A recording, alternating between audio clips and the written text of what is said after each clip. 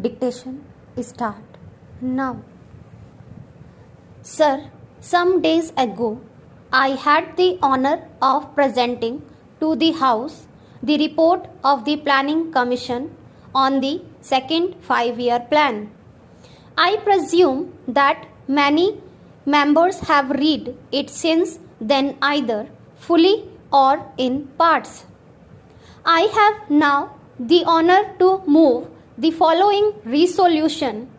This House records its general approval of the principles, objectives and programs of development contained in the second 5-year plan as prepared by the Planning Commission. Those honorable members who have read this report have probably not found it very light reading.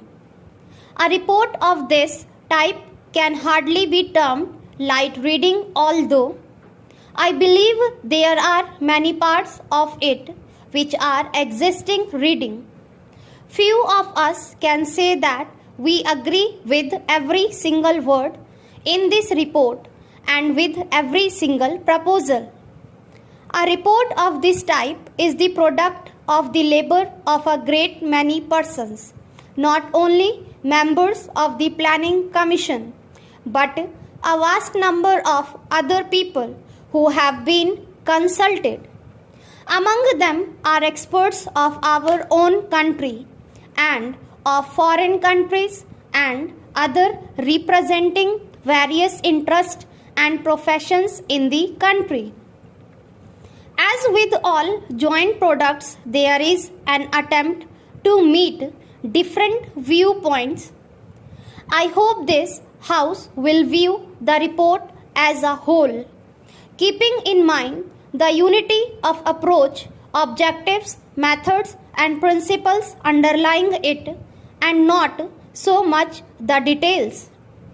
It is open, of course, to any honorable member to criticize or to make suggestions in regard to any part of the report, whether it be principles or details, but I submit that the important thing is to get hold of the main principles.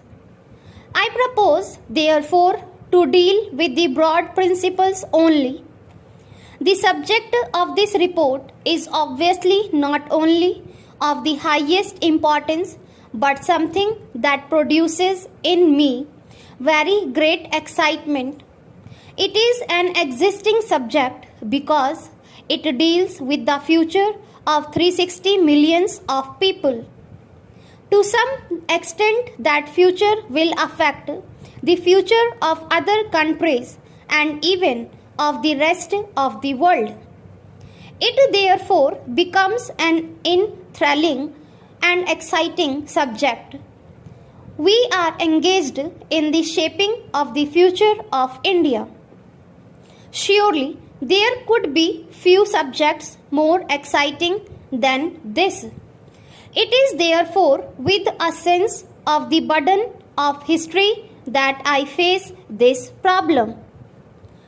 It is also with a great sense of humility, because however great and however competent we may consider ourselves, we are small in relation to this mighty theme of building up our country and taking its millions of people forward during the next 5 years. These 5 years are only some kind of a period that we fix for our convenience, because there are no isolated periods in the march of a nation. It is a continuous march. We must really think in terms of even longer periods and in terms of several 5-year plans. This is the second. Nobody thinks that at the end of the second 5-year plan, we shall have been at the end of our journey. There is no journeys, and when a nation is marching, leaving out the ultimate ends, even such a goal as we envisage, The objective of a socialist pattern of society is not going to be achieved at the end of the first 5-year plan or the second. It may require 3 or 4 5-year plan periods before we can say with some confidence that we have very largely achieved it. Therefore, we must keep this large perspective in view. In planning especially, we are apt to forget the larger perspective and lose ourselves in some particular aspect which is of importance and yet which may very well come in the way of the larger perspective. For example, take the question of regional development. We are all agreed that there should be a uniform development all over India. We are all agreed that disparities not only as between individuals in regard to income, but as between the various areas in India should be removed, that there should be equality of growth and opportunity all over India. But if we start applying that principle regardless of the other objectives and perspectives, we may spoil the whole plan. We may not have very much to give to any region. Therefore, in looking at the 5-year plan, we have to think really of several 5-year plans. That is why it is becoming more and more important that we should, in addition to the period we are dealing with, have a longer perspective in view. The second 5-year plan necessarily deals with what might be called material objectives. They are very important because it is on the basis of certain material achievements that we can build other achievements.